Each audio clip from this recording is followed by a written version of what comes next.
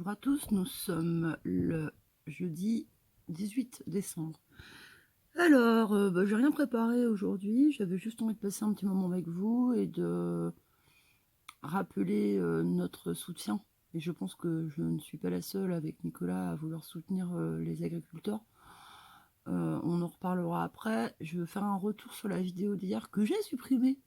Parce qu'hier, j'aurais pu l'intituler Mamie Zinzin en mode Gilles de la Tourette. Alors pour ceux qui ne savent pas, le syndrome, la maladie de Gilles de la Tourette est une maladie mentale où entre autres, les gens disent beaucoup de grossièreté, mais beaucoup.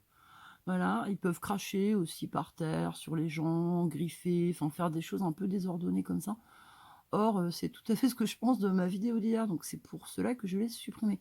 Alors, je fais un petit retour, parce que je sais qu'Alain, notre ami Alain, Potager 44, allez voir ces vidéos, elles sont très très bien. J'essaierai de le mettre dans, vous savez, dans les commentaires en dessous pour, avec son arrobase, pour ceux qui ne seraient pas encore abonnés. Bref, parce que j'aime beaucoup Alain. Et donc, il me dit, oui, j'ai voulu te laisser un commentaire, il n'y avait plus la vidéo. Alors, je vous fais le topo, vite fait, et surtout en moins Gilles de la Tourette, parce que les grossièretés, ça va 5 minutes, mais enfin bon, du coup, ça noyait un peu le propos dans des gros mots, donc c'était pas très compréhensible. Alors, en fait, en gros, je le reprochais à Vincent Lapierre, qui m'a déçu parce que jusqu'à présent, j'avais des copains et Nico qui me disaient ouais, mais quand même, Soral, tout ça, t'as vu pour qui il a travaillé avant d'être à son compte, c'est quand même un gros fafou et tout. Je me disais ouais, mais non, tu peux avoir travaillé pour Le Figaro ou bon, peut-être pas Minute, mais les plus jeunes connaîtront pas de toute façon, qui était un journal très très très très à droite. Mais qui par contre balançait pas mal de vérités, faisait des enquêtes bien ficelées et faisait tomber certains réseaux, certaines choses pas mal. On aura peut-être l'occasion d'en reparler un jour de Minute, donc, qui était un journal à classer d'extrême droite. Bref.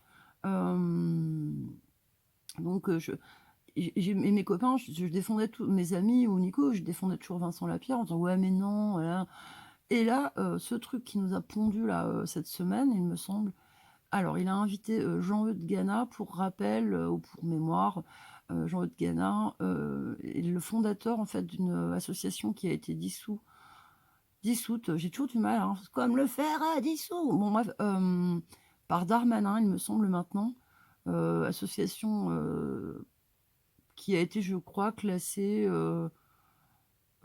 terreau, quoi. Enfin bon, c'est pas des gens. Et effectivement, c'était vraiment des mecs dangereux au possible, avec une propagande répugnante.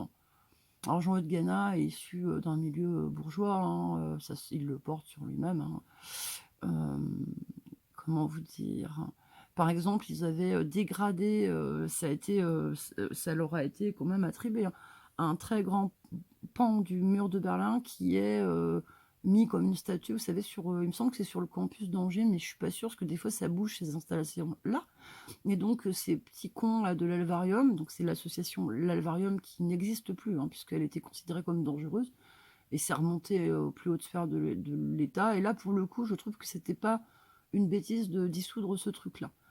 Donc il l'avait dégradé en faisant des trucs antisémites dessus, des croix gammées, enfin plein de trucs, enfin c'était n'importe quoi.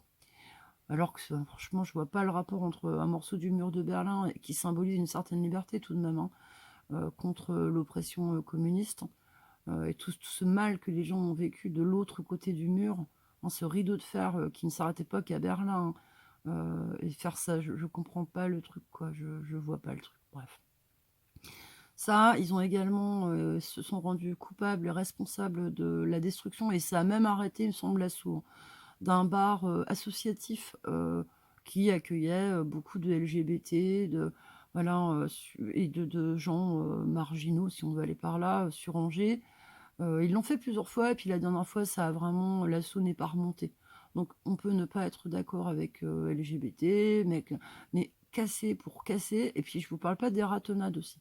Ce sont des gens qui sont qualifiés et experts on se fait des ratonnades en ville, et on tape sur des lesbiennes ont déjà été des filles qui marchaient en couple, on parle pas de manifestations outrancières, non, on parle juste de couples de gens. Et quand ils en croisent, malheureusement, ça se passe très mal. Ça, c'est Angers. Voilà. Moi, de toute façon, je peux pas saquer Angers depuis des années. Je trouve que c'est une ville coincée du cul. Le soir, il s'y passe rien, contrairement à ce que vous lisez dans les journaux. C'est mort. Alors, une ville, vous savez, quand elle a plus ses étudiants dans les rues le soir, c'est pas bon signe, quoi. Je préfère Tours pour ça, qui est quand même, qui est... D'abord, les facs sont en centre-ville, à moins que ça ait été déplacé depuis ma jeunesse, mais je ne pense pas. Parce que la fac de sciences humaines où moi j'allais, François Rabelais, elle est sur les quais de Loire, et franchement, c'est l'hyper-centre. Donc voilà, et puis bah, sinon, il y a la pharmacie qui est un peu excentrée, il me semble. Mais sinon, toutes les autres facs se situent, grosso modo, quand même, soit dans le centre, soit très près, quoi, hein. Donc voilà. Et c'est super sympa. On a la place Plume qui est dans le vieux Tour. Maintenant, il paraît que les gens qui habitent là se plaignent parce qu'il y a trop de bruit. Mais ça a toujours été comme ça, depuis François Rabelais, justement. Il y a toujours eu des étudiants. Donc les mecs, quand vous achetez dans l'hypercentre le vieux Tour, ne vous plaignez pas. Au contraire, c'est une ville qui vit et qui n'est pas, comme disait Alain, qu'un truc de tourisme. Bref. Donc Vincent Lapierre, donc il reçoit Jean-Yves Gana, non Jean-Yves, Jean-Eudes Gana, donc ce triste personnage, et devinez où il veut l'emmener, où est-ce qu'il l'emmène? À Barbès, donc comme quartier où il y a beaucoup d'immigration, euh, on peut trouver moins, s'ils étaient allés dans le 16e arrondissement par exemple, ou dans le 15e ou autre chose, je pense pas qu'ils aient eu ils auraient pris trop de risques. Là, il emmène Ghana, qui est très repérable. En plus, il est un peu roux, il a une tête particulière, il se fait connaître. Alors lui, c'est le buzz.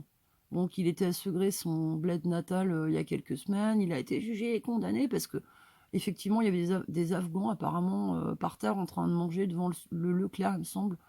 Et donc, du coup, il a fait une vidéo là-dessus qui a fait le buzz, parce que de toute façon, il ne vit que sur le buzz. Donc, c'est comme ça, Ganache. Et du coup, il est tombé pour incitation à la haine raciale. Mais de toute façon, comme il est dans la ligne de mire de toutes les instances étatiques, évidemment qu'à chaque fois qu'il l'ouvre, il va tomber. Et puis bon, lui, il mérite. Enfin, je sais, je suis personne pour dire lui, il mérite, machin, mais lui, je ne peux pas le supporter, ce mec. Et ça fait des années, hein, moi, quand il faisait du collage sauvage dans mon coin, imaginez le trou du cul du monde. Il venait jusqu'ici, les gars. Donc bon, bref, ça m'avait un peu inquiété à l'époque. Je m'étais dit, ouah, il y a des mecs de l'Alvarium chez moi. Bref. Donc en général, je m'arrêtais pour les dégrader, vu que ce n'étaient pas des affiches placardées aux beaux emplacements. Où là, je vous rappelle, les amis, que c'est illégal de dégrader des affiches de campagne électorale. Mais là, non. Sur des pylônes EDF, non, ça c'est interdit. Bon, c'est pas l'espace réservé. Et donc, ils vont à Barbès, tranquille Bill, pour parler du problème de l'immigration.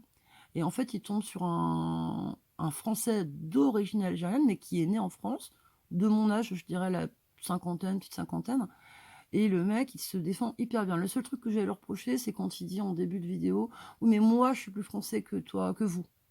Et ça, non, mec, tu peux pas dire ça, ça ne se fait pas. Il y a personne pas plus français que moi.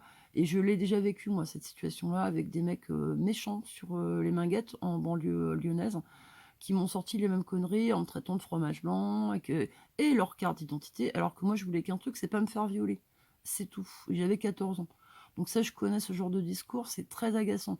Les gens issus de l'immigration, arrêtez de sortir ce genre de truc. C'est très... ça hérisse un peu et ça crispe. Parce que moi, si on était au Sénégal, je me serais jamais permis de dire à un Sénégalais autochtone que j'étais plus sénégalaise que lui, quoi. De quel droit? D'où? Bref. Et donc, bah, pas de bol, Vincent Lapierre avec Ganache, parce que personne les embête. Le mec, il a un discours en face, donc le franco-algérien, en tout cas d'origine algérienne, qui est hyper cohérent. Pas un instant, il lui dit tu, il me semble, alors que Ganache le tutoie. Et les seuls arguments que Ghana a en face, c'est mais je ne veux pas de vous comme citoyen français, machin. Donc à un moment donné, si tu veux, Jean-Eudes, hein, bon, voilà. Mais je vais pas dire de grossièreté, j'en ai assez dit hier, hein. Et puis bon, bah, on arrête sur Ganache parce que ça, c'était pourquoi j'avais supprimé, parce que bah, quand c'est trop grossi, à un moment donné, ça tue un peu le discours. Voilà. Puis deuxième truc, c'est les agriculteurs, bien entendu, à qui on rappelle tout notre soutien. Qu'il faut pas qu'ils s'inquiètent, effectivement, que si Noël saute, de toute façon, comme je disais à Alain ce matin sous sa vidéo à lui, euh, là, Noël est gâché de toute façon. Donc, saccagé, même pas gâché, c'est saccagé. L'esprit de Noël n'y est pas. Donc de toute façon, moi je parle avec des gens en privé, des youtubeurs ou non, etc., qui me disent pareil, si ils sont bloqués, qu'ils peuvent pas aller en famille ou quoi, ou chez des amis ou quoi, aux caisses, ils s'en foutent, sans parler de ceux qui vont bosser le soir de Noël. Voilà, donc de toute façon, si vous voulez, ça va pas changer grand-chose au schmilblick. Et au contraire, moi je pense que ce qui serait bien, c'est s'il y a des blocages, pour ceux qui ont la moelle, hein, c'est carrément d'aller fêter Noël avec eux, vous voyez?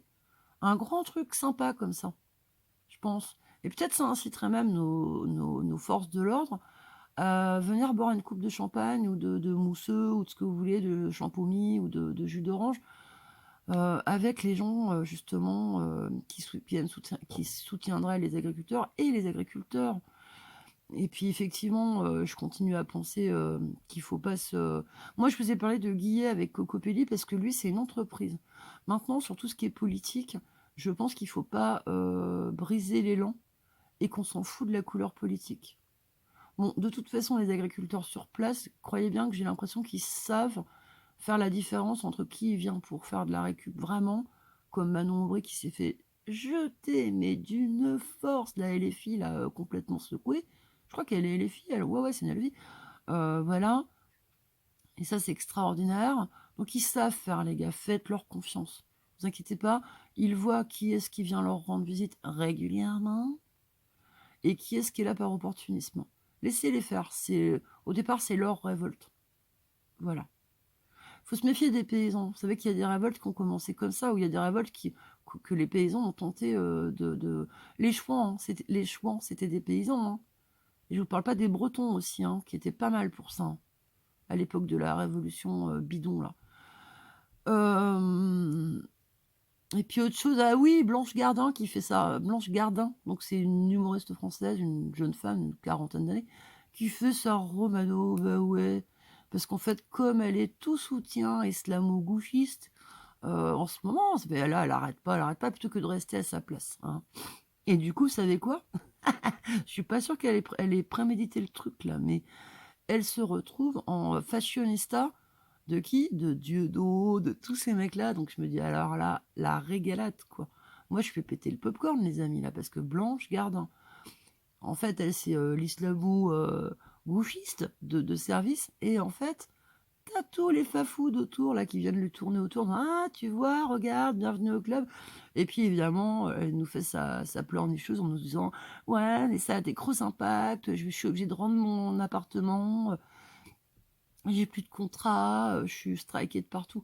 Ah, t'es peut-être strikée de partout d'abord parce que tu te mêles de ce qui te regarde pas, et secondo parce qu'en plus, peut-être t'es plus drôle, quoi. Tout bêtement. Allez, gros bisous à tous. Et puis bon, j'espère que les agriculteurs ne vont rien lâcher. On s'en fout de Noël, là, cette année. Noël, vous le portez dans votre cœur. Hein, c'est pas besoin de faire bonbons ou autre chose. De toute façon, c'est très loin de l'esprit de Noël, tout ça. Donc, moi, je trouverais ça tellement génial si le soir du réveillon, les gens allaient réveillonner avec les agris sur les points de blocage. Purée, ça serait la France éternelle, quoi. Bon, je vous embrasse tous et je vous dis à très bientôt.